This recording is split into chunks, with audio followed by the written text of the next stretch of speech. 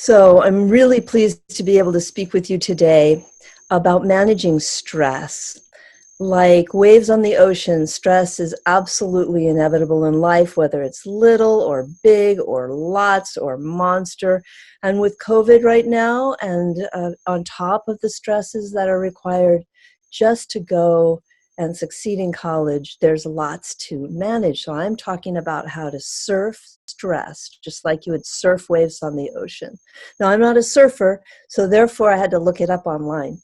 And I found 4 qualities that are super important in helping you become a good surfer on the waves or in life or at college. First one is determination. The second one is balance. Third, flexibility. And finally, strength and endurance. So let's go through them. If you're going to surf, you've got to be determined that you're going to catch that wave. In other words, you have to decide to ride. And the same thing is true in life and in college during stressful situations, no matter whether you're anxious about it or scared or frustrated. It doesn't matter how you feel. You have got to attack the wave, get in position, and ride. Determination. Second thing is balance. I want to share with you what we in psychology call a biopsychosocial spiritual model of life.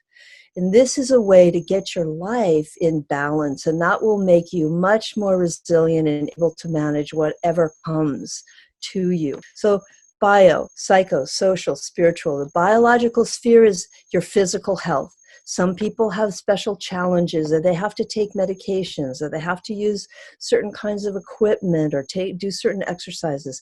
But we all have 3 areas that we must pay attention to be physically healthy, and that would be sleep, exercise itself, and diet, what we're eating. And those are generally going to all be challenge areas when you get to college. Yeah, even if you have to stay home and do it online. So for sleep, definitely try not to do a lot of jerking around of your sleep-wake cycle. For example, don't take naps. For diet, try to eat as healthy as you can. The third thing, finally, is physical exercise. Find things you love and just try to do those most of the days of the week. That's how you manage the balance in the biopsychosocial sphere. So that's about your physical health. Your psychological and your intellectual health is what the psychosphere is about. Stretch yourself, be curious, challenge yourself, study some different things. Take care of your mental health as well, and if you need support and help, go for finding it. The social side has to do with your relationships with other people. I encourage you to expand and explore. Get to know a professor or two. Meet some people who are students as well, who are from a very different kind of world than you are, as well as maintaining your supportive old relationships. So that's the social area. And you will have the excitement and challenge of partying with your friends, which does affect the first 3 as well, the first 2, bio and psycho, as well as the social. Try to make sure you're balanced in that way too. Finally, spiritually, it's about your relationship to the divine, to God.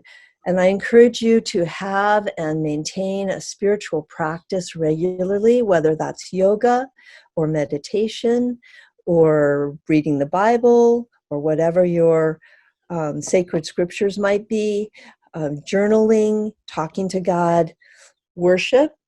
Now, you're going to see that some of these spheres overlap. If you do yoga, that's kind of a bio and a spiritual activity. If you go worship with people, that is basically social as well as spiritual.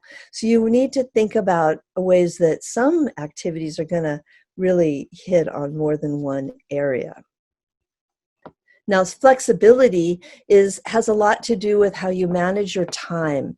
You have to have good core strength and a center of balance in order to be able to be flexible and balanced. The biopsychosocial model, which you should print out and try to fill in for yourself, that's a good way to work on your core strength. But then you have to know that you will have to adapt. So look at Art Stepanovich on managing your time. get that organized and coordinate it with your biopsychosocial spiritual model, and then know that day by day or week by week or semester by semester, you're going to find challenges and opportunities that are going to require you to adapt. Flexibility. And finally, strength and endurance. I am showing you now what I'm calling my nature prescription. It is something that has now been researched in such a way that it's actually proven to lower stress hormones in your body.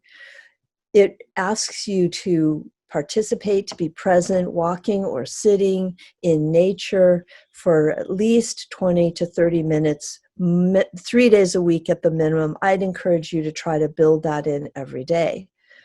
And the longer you stay, the better. You have to do that without distracting yourself by reading or talking or your phone and social media and all the rest of that. Try to be very present. It's not about aerobic exercise. It's about being present in nature. Some research suggests that the wilder the better. So if there's a forest or a woods, if there is a mountain, if there's a lake, if you can go to the beach and just be present in the wildest nature that you can find, the better. So that's how you do it. That's how you're going to surf stress. You're going to decide to ride with your determination. You're going to use the biopsychosocial spiritual model for balance.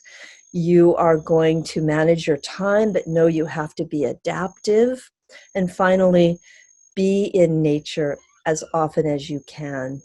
And I wish you every blessing and every luck.